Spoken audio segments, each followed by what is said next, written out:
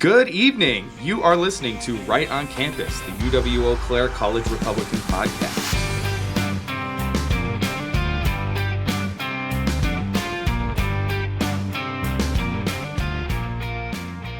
Good evening. Welcome back to Right on Campus, the UW-EC College Republicans podcast. I'm Tatiana. And I'm Grace. And we are tonight's hosts of Right on Campus.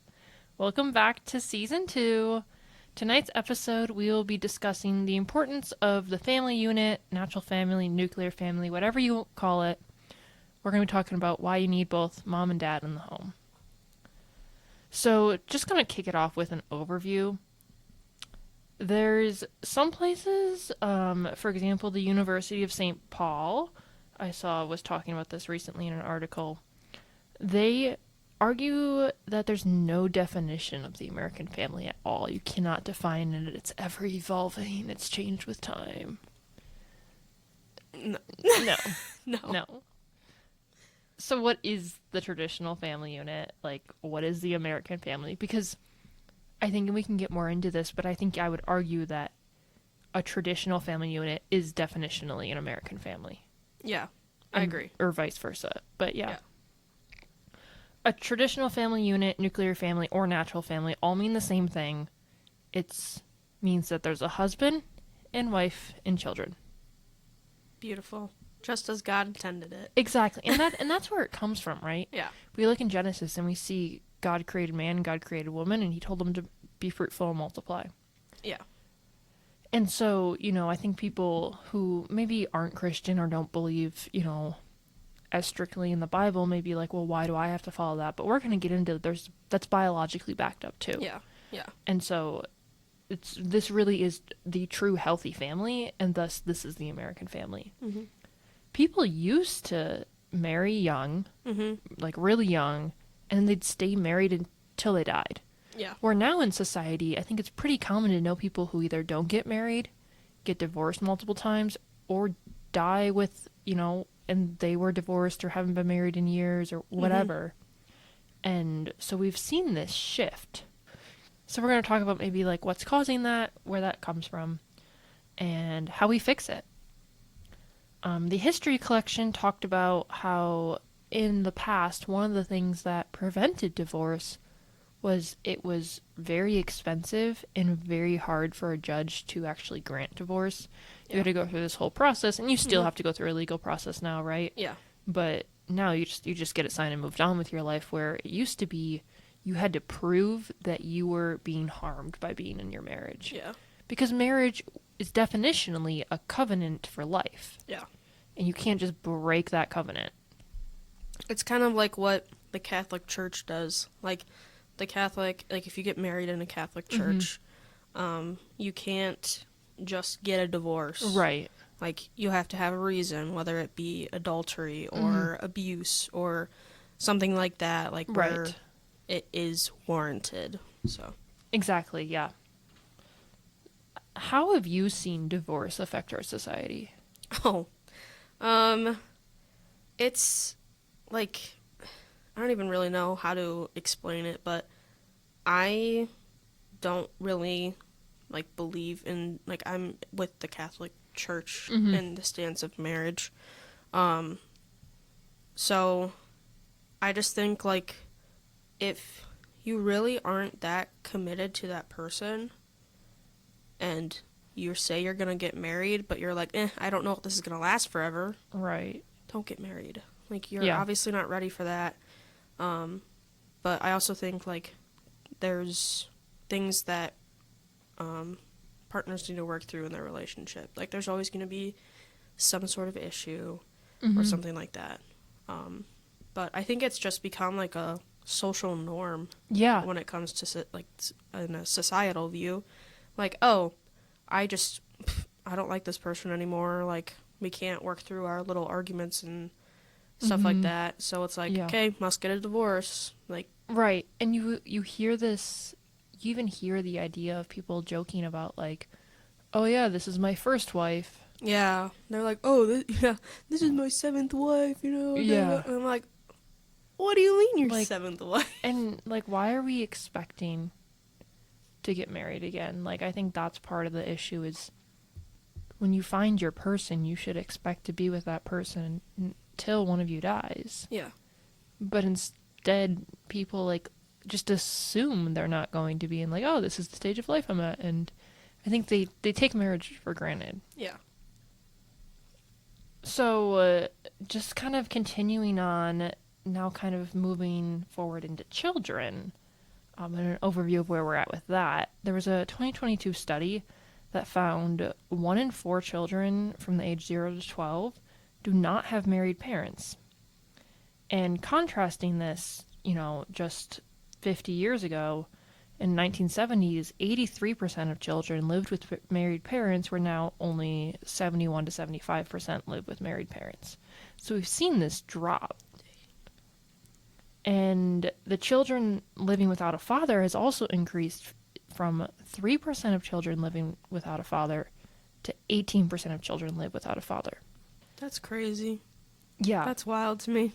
It's just so sad. Yeah. Like, but I also think there's a lot of aspects that go into that. Like, it's not, like, sometimes the father doesn't even know that they have a kid. Yeah. So there's that, and then there's other times where the father's like, I'm out. Right, there's both the purposeful abandonment and just yeah. unknowingly abandoning. Yeah. Yeah. No, I think that's a very good point. And we see this trend of father figures not being in the home rising, especially in certain cultures. And, I think one of the most common cultures that we see it in is the Black. Yeah. And it's a very common thing for Black fathers to not be present in the home. Mm-hmm. So I think that plays a large role, and I don't think that's something we can ignore, and I think that's something we talk a lot about, like, we need to support Black families, we need to, anti-racism, BLM, all this stuff, but what are we actually doing to change the culture that seems so prevalent in that community? Right. Do you think that society underestimates how family structure impacts children long term? Yes. That's just a straight answer, yeah. Yeah. Like, it's so many people are just like, I can get by with it. Right. And some people don't have a choice, which is very unfortunate, and they do the best they can. Mm-hmm. But in the circumstances where there's an option where it can be a wife and a husband and their children together, that's ultimately the best outcome. I mean, like, there's studies that have shown, like mental health in their children, and also, like, studies whether they become criminals or not. Right. And all these other things. And it's just, like, you look at all these factors, and a lot of the time it's whether the family is a unit or they aren't. Right. So, yeah. No, I think you're totally right. I think people are very quick to just assume that children just kind of grow up how they grow up and forget how much the way you grew up impacts you, right? Yeah. And I think even just looking at people around us, we have classmates who probably grew up with all different types of families, some with divorced families, some with married families, some with 2 dads, some with 2 moms, Yeah. things like all sorts of things. And each person has a unique experience and is ultimately who they are because of those upbringings. Mm-hmm. And you're going to see the people most ready typically come from families from a traditional family. Now, that being said, we see a lot of kids from single moms who end up being, amazing. I believe Dr. Ben Carson, who was a phenomenal brain surgeon, I believe his mom was a single mom. Mm-hmm. And obviously he did amazing in life, but he worked through a lot and had to get through a lot. And we're going to talk more about that in a bit, but there's a lot that I think you miss out on, and you're not necessarily as set up for success. Yeah. So you don't have that man you look up to, right, and aspire to be like when you're young and impressionable. So. Yeah, exactly. So there's a lot of benefits to this traditional family model that actually correlates your family structure to your health. The NIH has a study that shows that living alone has significantly led to more illness, where couples without children also seem to tend more likely to suffer with hypertension. And so one of the first things I thought of when I read the study was, okay, but is it just their lifestyle? Like, hypertension can very much be linked to a lifestyle thing, right? Or genetics, too. Right. Yeah. But they repeated the study and changed with varying lifestyles, and it same results. Oh, that's interesting. Yeah. So that was shocking to me. I would have expected to see that kind of change a bit, but it goes to show that this very likely is linked to the fact that couples did not have children.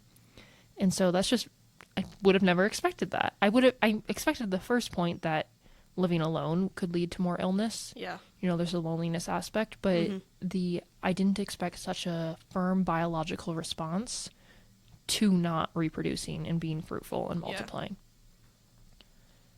And then also couples without children had higher mental illness rates, which that I think I can see. Yeah. Especially because I think those couples tend to be workaholics. Mm-hmm. And I could see that kind of influencing maybe mental health as well. Another big aspect of, not, getting married and having children and having that traditional family aspect is poverty. Yeah. And this one's just kind of common sense when you think about it. Mm-hmm. The U.S. Census Bureau reports that 91% of children in married parent families are living above the official poverty line, where only 54% of children living with cohabiting parents, so that's parents who aren't married but live together, were classified as living above the poverty line. Now, initially, I'm like, okay, that 91% makes sense. Yeah. But it is interesting to see that without that marriage component, there's a difference. Yeah. It's definitely weird, because especially if they're still living together, you would expect it to be a lot closer than it is. But it's not. Exactly. And I think it just goes to show that maybe we shouldn't be just living with each other. And I'm sure part of it comes from, I think, when you're living that type of lifestyle where you're not getting married, you are obviously struggling with a sense of commitment. Yeah. And I'm sure that translates to other areas of your life. And ultimately, there are benefits to getting married financially, and financial incentives to get married, tax purposes and things like that. So I'm sure that could play a role as well. But like you said, I could have seen like an 81% maybe, but to go from 91 to 54% seems drastic. Yeah.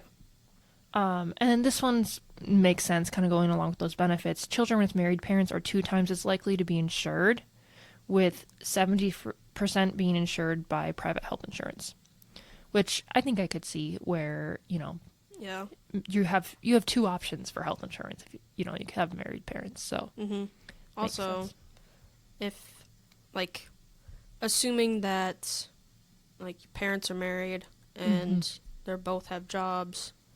They both have jobs. Right. So that secures your health insurance. Sometimes it's like I know I would like to be a stay-at-home mom. Yeah. And then you follow with the husband's insurance, but either way, they're still working. That's another thing to point out. Yeah, right. Exactly. So, and then, there's this idea that, so we have this family unit that we've, kind of made the argument for why it matters.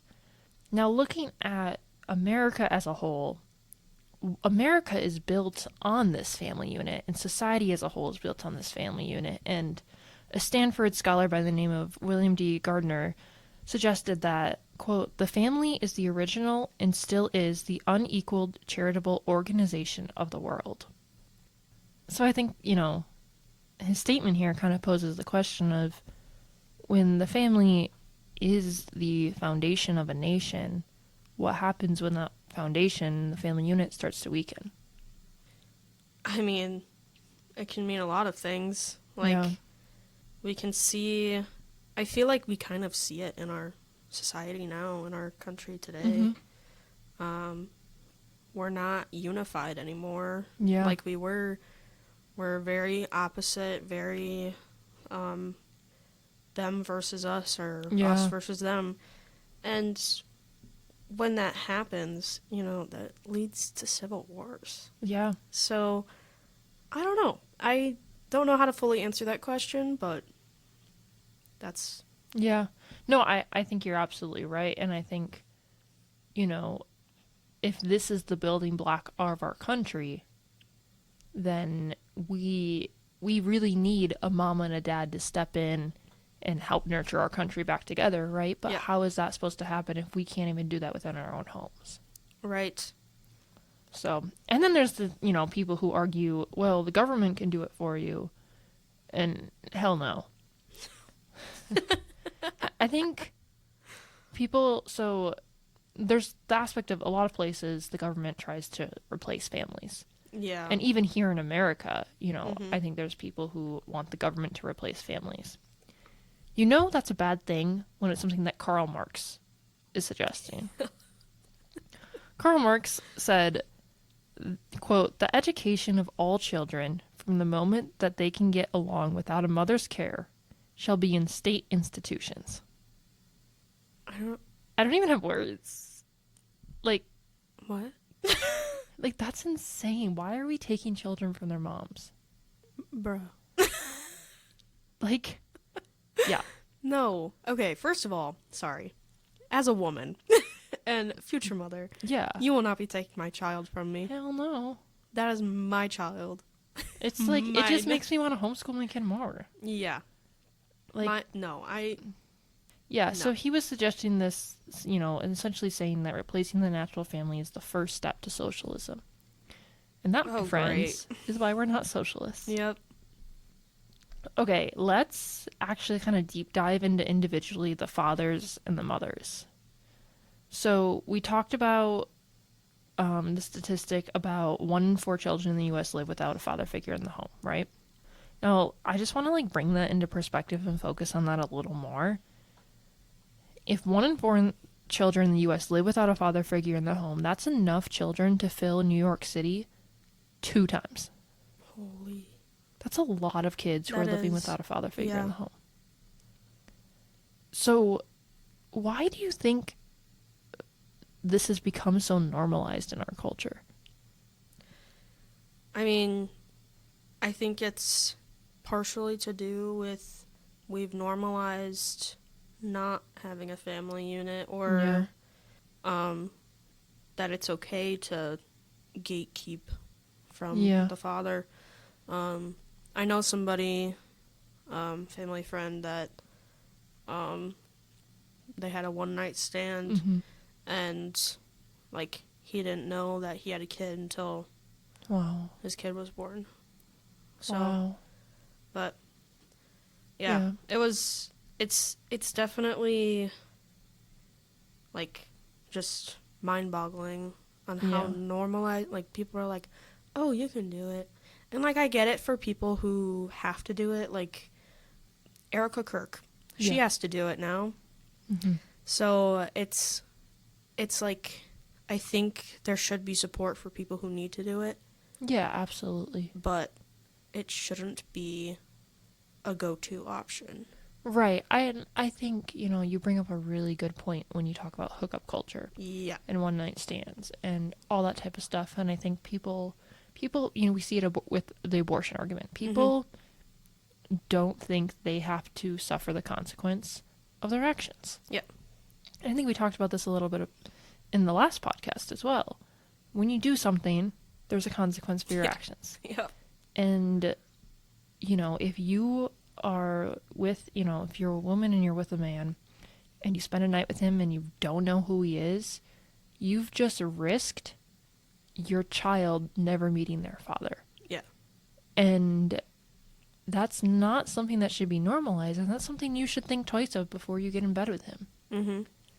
And so I think that's a really good point as to maybe the issue we're seeing here. And I don't think it contributes entirely. I think, there's some other aspects too, but I think that plays a large role. Yeah. I think the other thing you said when talking about Erica Kirk is absolutely we should support those women. But we shouldn't celebrate the fact that they have to do that. Right. It shouldn't be glorified. Right. It is hard, but it's hard because it's unnatural. Right. And those women are amazing. It's absolutely amazing that they can do that. You know, I can't even imagine what it's like to live and raise a child on your own and not have the support, you know, of a father, and, you know, be both mom and dad, be disciplined and nurturing, work a job, get your kid to school, get your kids activities, pay for them to go to school, put food on the table, and, you know, run both roles in a sense. And so I think, you know, people who do that, you know, both mothers and fathers, single parents in general, absolutely amazing. We need to support them in any way we can. At the same time, we shouldn't be normalizing that. Right. So. Yeah. And then when it comes to fathers, other thing I want to touch on, you know, we talked a little bit that there's a lot of statistics that show how it actually impacts the child. And this actually starts prenatally and extends out, you know, into even our age. Our fathers are still impacting our lives, you know, and I think we can probably both attest to that. And so I have a lot of studies here and just little facts to share, but one of them that I found really interesting is fathers enhance cognitive skills, reading proficiency, and self-esteem. Just the father being present and, you know, a good father, right? Yeah. Like an abusive father is not going to have these same, Right. you know, effects. But children with fathers, you know, tend to do better in school. And this has been shown through a couple different studies. In addition, kind of what we talked about earlier, this reduces poverty, food insecurity, and ultimately, too, a lot of behavioral issues because they have both parents. They, you know, their parents aren't fighting over money because they have two incomes and, you know, all that type of stuff. And ultimately, we're reducing depressive symptoms. And criminal behavior becomes less common. You see a lot of times in families where, you know, especially a young son didn't have a father in the home. You see them commit more crime. You see that a ton when it comes to the gangs. A lot of gang violence stems from the fact that these boys didn't have a father. And they didn't have somebody to tell them, no, this isn't how you get your anger out. This isn't the way of life. You know, this isn't who you should aspire to be. And so that's a huge one. The other thing too is drug use. And this is both men and women. Girls and boys who don't have fathers in their home are a greater risk for drug use, and specifically marijuana I know is a big one. And then you see a lot of the criminal stuff come in with both of those things. And so there is a very obvious relationship between the father being present and your child's well-being. And so I think that's just really important to actually just be able to lay out all those things and show that, you know, we need our fathers back in the home. We need them to really show up and be there for their kids. And in the same way, be there for the moms, right? Right. And so not only is the father being present healthy for their kid, but it actually has been shown to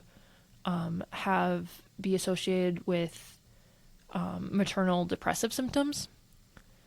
Because they're helping out, right? A single mother trying to do everything on her own is going to be more likely to develop depressive symptoms than a mother who has the support of her spouse, of her person. Yeah. I also know postpartum depression is so common. And it is so much easier to get through that if you have your partner on your side. Yeah, absolutely. Absolutely. And with, you know, similar to that, there's actually... It's been shown that it reduces poor birth outcomes to have a present father. Ooh, which is really, really cool. It just goes to show how key of a role a father can play so early on. Yeah. Like, I just love that. And even just the idea that, you know, babies can recognize their father's voice. Right. Like, I just think that's so special. Like, I love it. I don't really have words for it. It's the miracle of life, and it's really special. One thing I wanted to touch on was specifically, you know, we're both obviously daughters. Yeah. We don't have any sons representing us today. But there's a very special relationship between a father and a daughter. no one really knows why it's so special. It is. I don't know if you have any thoughts on. I mean, you know the saying, father like daughter. Right. Right? So, right. Or like, I am my father's prettiest son. That's my favorite one I get to say. I love that. But yeah, I think it's always been special because, like, mothers obviously have that mother instinct, but, like, a dad wants to show their son how to, like, be in society and, like, treat a woman, right? Right. Is, like, kind of, like, the main two things that I think about. Then when it comes to the daughter, he wants to protect it. Like, every single time you see one of the Hallmark movies or whatever, it's always, like, the dad, like, standing there with, like, his arms crossed and all, like, if you, like, make sure she's home by 9. If she's isn't there, I'm coming. Yeah, right. It's just, like, I think it's something special. Like, dads just want to protect their baby girl. No, I think you're right. And I think it's, at least I know for me, whenever my dad has, stood up for me or I've seen that protective side come out of him, it's honestly one of the things that makes me feel most loved. Yeah. And my dad's not a very emotionally expressive person. I don't think most dads are. No. And so when he does, it does feel very special. Yeah. So, looking at, going into the studies for all this and stuff, we've seen that a father absent is associated with higher levels of depression, especially for daughters. Yeah. And, there was a study done by Walden University, and they documented lived experiences from, I want to say, like 20 to 30 different daughters. And what they found was absent fathers led to more emotional hardships and financial hardships. And then also it shaped their decision making in romantic relationships. And I think we see and hear about this all the time. Yeah. Absent fathers predispose girls to distrust men, to normalize unhealthy behavior like abuse, deception, abandonment, and all these types of things. And so I think, the father being there for the girl and showing her what a good man looks like is really important. I mean, we see it all the time. You hear the jokes about it, like, oh, somebody has daddy issues, like it's a real thing, and that's rooted in science, right? Yeah. So I want to ask you, I think we can both share in this. Is there a time, maybe it's your own father, or maybe it's somebody else in your life who they have a strong relationship with their father, that you've seen a father shape someone's life in a way that only a dad can? Yeah. My dad, I'm very close with my dad. He definitely, like, I am a lot of both my parents. Yeah. Like, you look at me, you look at my parents, you're like, damn. But, so I definitely think, like, my dad has definitely taught me discipline, and also he helps me a lot to figure out kind of like my career path. Like, my dad was a fire medic for 20 years. Oh, wow, I didn't know that. Yeah, actually I think it was longer than that. Sorry, Dad, but I don't know the exact number. And now I'm an EMT and pursuing my healthcare career, and I don't know, he's just, like, always been somebody I can go to, and, like, whenever I've, like, had a bad day, especially when I'm at home, whenever I've had a bad day, I just go see my dad and put my head on his shoulder, and he goes, like, and he just kind of, like, puts his arm around me, and he's like, what's going on? And I'm just like, I just need a hug. He goes, okay. Yeah. So it's That's really so sweet. Yeah, it's I really love that. nice. And then I'm curious about your experiences too. Yeah. So I'm also pretty close with my dad. I mean, I think so, at least. I would hope he says the same. I'm trying to think of a specific moment that I can think of. My dad and I have always been really close when it comes to a spiritual level, and I think that's something that has very much impacted my life. I gave my life to Jesus before he did, but he gave his life to Jesus shortly after when his dad died.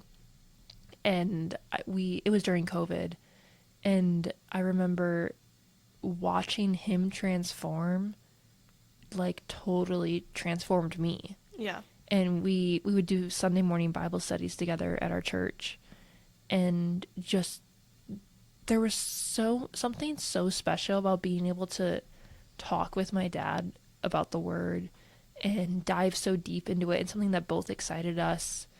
And he's just always had so much wisdom. I remember when I was little, he used to go on work trips like all the time. Oh yeah. And he works remotely, so then he'd have to go into Chicago or Florida or wherever. Yeah. And every time he went somewhere, he would leave sticky notes on our mirrors with little sayings. We'd have like a motivational saying or quote for the week, and then some notes like behave, don't do this, don't fight with your sibling, don't let mom sleep or whatever, leave mom alone, whatever it was that we weren't doing recently. But it was so special, and like I think those are memories, and even those quotes and everything, like every so often I'll hear them and be like, hey, that was a sticky note on my mirror. And there's just something so special about the way that he's worked to pass down his wisdom. Yeah. And yeah, I mean, I think too, you touched on a good point. Like, I know for you said you go to your dad, sometimes you just give him a hug, and he's just there for you. Yeah. And I think, my dad's not an emotional person at all, but in those rare moments where I do get emotional with him, or he gets emotional with me, there's something that's so special about my dad's hug. Yeah. And like, when I go to college, like every single time I go home and I come back, like when my dad hugs me, it's like one of my favorite feelings in the whole world. I'm gonna cry. Oh my gosh. Can you I tell? obviously did not get my emotions from my dad. But I love my dad's hugs, and like it does come down to a lot. Like I want to feel protected. Yeah. And just being hugged by my dad makes me feel protected. Yeah. And it's really special. So yeah, thanks, Dad. I love you. I also think it shows that, like, that's who those are the characteristics we want to find in a husband. Yeah. Like, we deserve to be taken care of. We deserve, like, all these good things. Like, don't settle for less. Exactly. So, yeah. That's... Yeah. No, that's a really good point. I remember hearing... I don't remember where I heard this. I don't even know if it's true. I think it is. But I heard that you marry either your dad or your best friend. Like, in the sense of personality, right? Yeah. And... Why not both? Well, and what's funny is who I'd consider probably my best friend, she's very similar to my dad. And, like, personality-wise, like, they are very... And not in every way, but in a lot of ways. Yeah. Like, I see a lot of similarities. And so I've always found that interesting. Like, well, I get best of both worlds. Like, right. When I find my husband, he'll be amazing. Mm-hmm. But, yeah, but they've set the standard high. I'll give them both that, so... All right, let's move on to mothers. So, mothers are, I think, maybe I'm biased, but I think they are one of the coolest people in the world. Like, just seeing everything a mother can do. The fact that they can grow a whole human inside them. No, right. And then they raise that human and function on no sleep and, like, I mean, it's amazing. We were built different. Right, yeah. So, if we go back to the attachment theory, and that was developed in the 1950s, we know that early relationships very much influence our well-being. And the first relationship that we ever have is with our mother. Yeah. That's a biological, deep, interconnected relationship. And we know that this is a thing because when babies, are born, they're crying for their mom, right? And it's instinctual. It shows that they trust and there's confidence that she will care for them. And it's up to the mom then to maintain that trust or break that and abandon it. And that will shape the way a baby and ultimately, that person as they grow views everything in life. And, right. When you see a child that was abandoned, whether it be purposeful or not, sometimes terrible things happen during childbirth, or sometimes mothers, we have safe haven laws, maybe they leave their baby at a fire station, whatever. But there is a component where those children function differently. And so I think a big key aspect of mothers is they're there for that emotional regulation and empathy portion of our lives. So Child Youth Care did a study that the NIH posted where they showed how mothers impact how children respond to distress. Yeah. And the children tend to mirror their moms. And so if a mother's going to act, calmer, in times of distress, children's going to act calmer in times of distress, and vice versa. Right. Yeah. And in going back to that trust component, if they have a mother who, when they cry, their mother holds them. Yeah. Or when they reach for their mom picks them up. That builds that sense of confidence and trust that they can go there, that, they can get through those tough times and they can navigate them, right? Mm-hmm. And so they play a very key role in that. And then a huge aspect is education. Yes. Mothers spending time in education and enriching activities, is linked to the child's well-being, not just their, academics. It doesn't just make kids get good grades, but it actually helps their mental health and their overall health when their mom is actively engaged in their learning. Yeah. And I think that's just fascinating. But with that, I'm a huge proponent of homeschooling. I was homeschooled. I want to homeschool my kids. And, I think it's an amazing thing that a lot of parents should do. Yeah. But it's not a reality for a lot of families, unfortunately. And our society has made it difficult to do so, and I think a lot of it does come down to this breakdown of the family unit. Mm-hmm. But how can we better support moms to engage with their child's education when society has required so many to work? I think that's a great question for your input. I feel like... Yeah. Because I wasn't homeschooled, so... Yeah, no, maybe you're right. Well, I mean, I think I've been very blessed with my dad's job.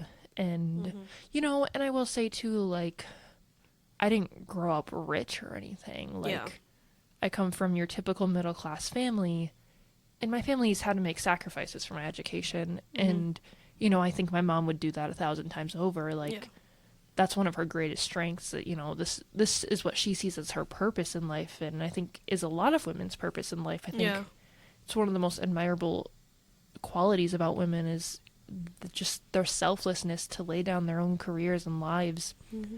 And, I know a lot of families who homeschool, and it's really interesting to see how committed sometimes parents are. Mm-hmm. I know a family who, they were going through a really hard time financially, and instead of stopping homeschooling and enrolling their kids, they downsized. They went from a really nice house to a pretty small house. Mm-hmm. And the cool thing about homeschooling is, especially in today's world, you can make it as simple or as complex as you want. Right. And you do what works for you. It can be expensive, but it doesn't have to be expensive. Right. You can reuse things. Almost every textbook I got was used. Yeah. My sister is using my geometry book from when I was in geometry. And she was or maybe it was a Latin book. It was one of my school books. And she was just texting me being like, hey, I found these notes you left for me. Or like, hey, I saw this drawing you had in here. And I'm like, oh my gosh, this is so embarrassing. Because I was like in middle school and like, But it is funny and cool, that you can do that when you're homeschooled. You don't have to have all the newest stuff. And even beyond that, because I wasn't homeschooled my whole life, my mom always made an effort in my education. Mm-hmm. Like, she always wanted to know what I was learning and was always taking every opportunity to teach me something. Yeah. Like, we always joke that we never had a vacation. It was just an extension of school, because every trip we learned about something new. We never really had a vacation, was our joke. We always joked about, like, it just wasn't a reality for our family. Like, we'd go to a museum when we were on vacation, or we'd learn about whatever culture we were in or whatever. Yeah. And it wasn't like we're learning, It was oh my gosh. Right. It was fun, And I think ultimately it's what made me love learning so much. So you can find ways to engage with your child in that way if you don't have the opportunity to homeschool. Yeah.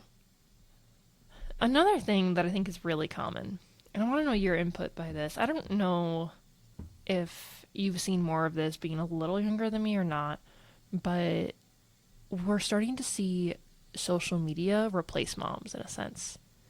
I see all the time parents put their kids in front of Miss Rachel. I hate it.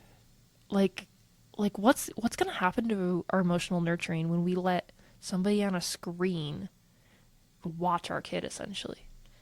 I didn't see a whole ton of it when I was growing up. Mm-hmm. My mom still taught me things, and as much as she could, because she was working. She was working full time, and also in school for a lot of my or a couple years of my childhood. Okay. But it was like, I just think it's important for that connection between a mother and a child. And if you're just throwing your kids in front of a screen because you had a long day and you're tired, like, I get it, but I think it's still important to show your child things that, like, it would be the same as throwing that, like, putting it on the screen. Exactly. So I think, like, that human connection face to face is always better. Yeah. I see it a lot, or like even when I babysat for my neighbors or whoever it was at the time, a lot of it was always like, they put this thing on the TV. Yep. And then the kids are entertained for a while, and then it's like, what are they really getting from that? Right. Yeah, absolutely. But then there's also times where I'm like, okay, you can watch Bluey. Or, like, there's times where it's like, okay, like, yeah, mom needs a break, or she needs to clean up the kitchen, or whatever it is. So, but I think when it comes to, like, learning, it should be a face-to-face connection. Mm-hmm. And, like, I just think there's something always special about a mother, like, having that connection with their child, whether it be reading a book with them, or helping them to write, or even helping them with their homework. Exactly, yeah. Like, I know my dad actually helped me a lot with my homework, but because sitting at the kitchen counter with your dad. What is 2 plus 2? We all have that experience. But, because, I mean, my mom was in school, so she was limited. But my mom has always been there to help me, and I love that about her, so. Yeah, no, I think you bring up a really good point that, you know, it's not like you should never let your kid watch TV or, like, anything like that. I mean, Miss Rachel is a communist, so my kids will never watch Miss Rachel. Yeah. But I think, you know, like, I remember when I was little, Miss Rachel didn't exist, but I watched, I don't know if you know what Baby Einstein's is. Yes. That was like our educational video. Little Einsteins? No, Baby Einstein's different. Little Einstein's was good too. Baby Einstein's, I don't really remember, other than there was this green puppet that my brother was terrified of.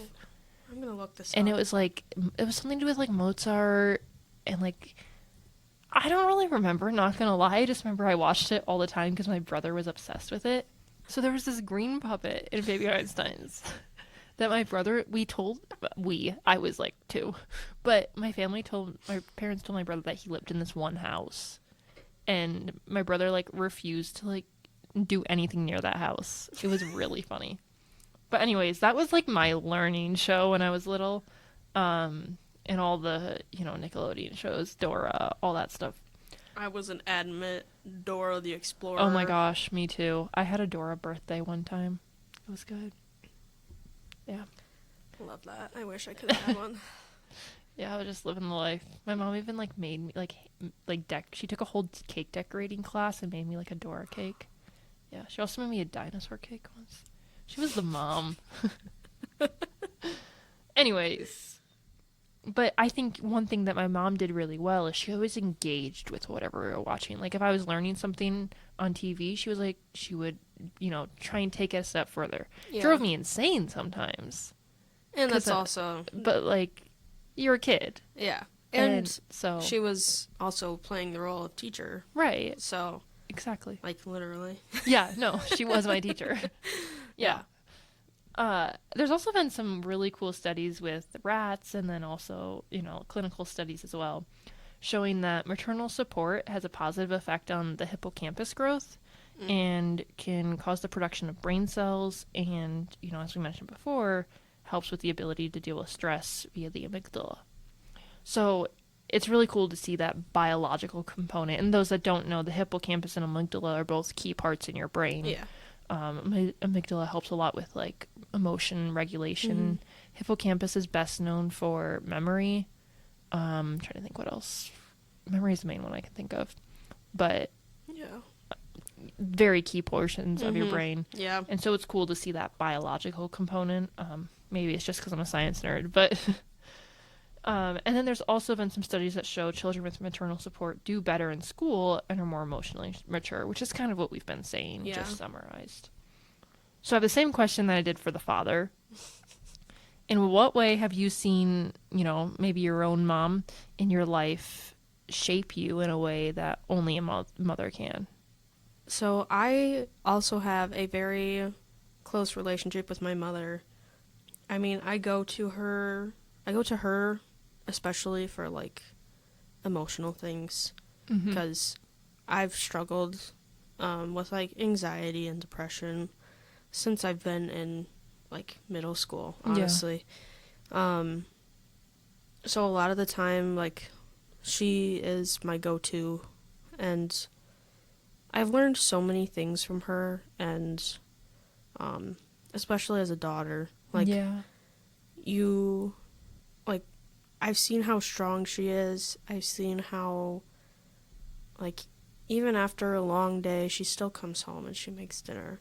Right. Even when she had her migraines, she'd still figure something out. You know, it's something that I do, like, love about my mom. She's just also that support for me, and I just think it's really important because obviously I am biologically attached to her, especially when I was a child. Yeah. Like, you're always like, I want my mom. And, like, sometimes I'm still like, I want my mom. Well, I think that's such a raw emotion. It's like just that sometimes you just get that ache and you're like, you don't even have to have a reason. It's just like, I could really use my mom right now. Right, yeah. So it's like, I haven't always had a super close connection with my mom, but that's also me going through my preteen, teenage years. Yeah, we all had our... I don't like that, Mom. You know, but... my mom and I had beef for a while, too. But, yeah, I think it's just important because you do have that connection. And, like, even now, like, I'm thinking when I have my kids, like, there's gonna be that raw connection between me and my child. And, like, I'm gonna want what, like, my mom and I have right now. So, yeah. Yeah. No, I love that. Thank you for sharing that. I think for me, I mean, my mom's a superhero. Like, there's no other word to describe her. She homeschooled us. She worked for, part of my childhood. She gardens. She used to write all the time. She has a photography business. Like, she just really is a superhero. She does it all. But I think, one of the probably most impactful things in my life was she had cancer for 3 years. And this year she'll be 5 years without it. So that's exciting. It's like kind of the key point. But watching her go through that it just taught me so much. And I think it's incredible to see how selfless mothers are. And I mean, she was literally dying. Yeah. Yet myself and my siblings were still her first priority. Yeah. And I can't fathom how that's possible, and like, I'm sure one day I will, when I have my own kids and everything, but it's so special to have that. And my mom and I'm a big tradition person, and we have a lot of traditions, and I think it's just so special to have that time together. And we're very similar, which has caused some tension sometimes. Yeah. But we have very intellectual conversations, and just, I don't know, like for my birthday we always go to Olive Garden. Like since I was like 3 or 4. Like that's always been our thing. And like I remember being little and her getting me all dressed up. She had the cutest outfits for me. Like literally they were adorable. I hated them in the moment, but looking back I'm like so grateful because I was a cute child. Yeah. Not to brag or anything. But like I remember getting all dressed up, and like she took the moments to like be the mom who, you know, let me wear makeup like when we go out, or like she did my hair for me, and like I got to be all like a princess. And I think that's just what's so special about moms, is they make you feel like a princess. Yeah. And ultimately, because like if anyone's a princess, it's my mom. And you know what's ironic about that is my brother, when he was little, he saw my mom and dad have like a picture from their wedding in their bedroom, and she's like obviously in her wedding dress and everything, and he goes, "Mommy, you're a princess." And it's just so special. But it's like there's something so, there's power and there's elegance with royalty, right? Right. And I think that perfectly describes motherhood. So right. Yeah, I love my mom too. Yeah, love you, Mom. Yeah, love you, Mom. Okay, let's wrap all this up. And you guys don't want to hear our entire life stories, right, so right. Maybe next time we'll talk about siblings. I don't have many positives. No, I'm kidding. I love my siblings. I have 2 brothers, so ooh, that'll be fun. When I say I am my father's prettiest son, I mean it. Yeah, no, genuinely. Yeah, I got the middle child card. I'm the youngest. I got an older brother, so I got all the beat up aspects. Then I got a younger sister, so I got the annoyance. Yep. I love her. No, I love both my siblings. I love my whole family. Yeah. So to wrap it up, fathers are there to encourage a balance of risk taking and safety, right? Like they have that protection aspect, but they teach us how to survive and how to go out into the world and function. And, you know, I can remember calling my dad in college when I was struggling with something is very different than calling my mom. Right. And I remember one time I called my dad and was like, "Dad, like, you know, I want to change my major. I don't know what I'm doing with my life." And he goes, "You're fine." I'm like, "Oh, okay." Called my mom, and she's like, "Oh, it's okay, honey. You're going to be okay." Like, you know, and she's ready to like fight professors for me. And I'm like, "Okay, Mom, it's okay." Yeah. Like, but, you know, it's just a very different, you know, set of personalities. And I think that's the importance of having both, right? My dad was there to speak reality to me, logic. Like, this is what you're doing. You're okay. And that was sophomore year of college. I'm fine. Sophomore year is the roughest year, in my opinion. Oh. You're almost there. You're almost there. But it gets better, I promise. But, you know, and I think I have that logic side, and then you have that nurturing side. And so the key thing, I think, is that family isn't outdated. It's essential. Yeah. And it's really important that we defend it. Yeah. I think it's probably one of the most, like, there's so many factors that we touched on, and even more. Yeah, this is like play into it. Like easily, this is the baseline, right? Like I could have talked about this for a whole nother hour. Yeah, like we have more to our outline that we're just not going to get to. Yeah. So, all right. With that, I'm just going to go ahead and wrap it up. I think it's been a really good episode, and hopefully you guys all enjoyed it.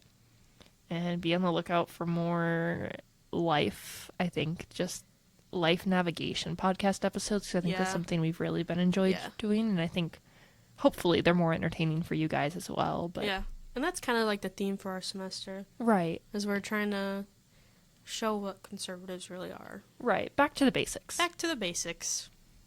All right, well, thanks for listening to Right on Campus. We post this podcast weekly, tackling current events and life as conservatives on campus. If you'd like to learn more about UWEC College Republicans, Follow us on Instagram or Facebook at UWEC College Republicans. Have a great night. Tatiana and Grace signing off. Thank you for listening to Right on Campus. We post this podcast once a week where we talk about current events and life as a conservative on campus. Follow us on Instagram and Facebook at UWEC College Republicans.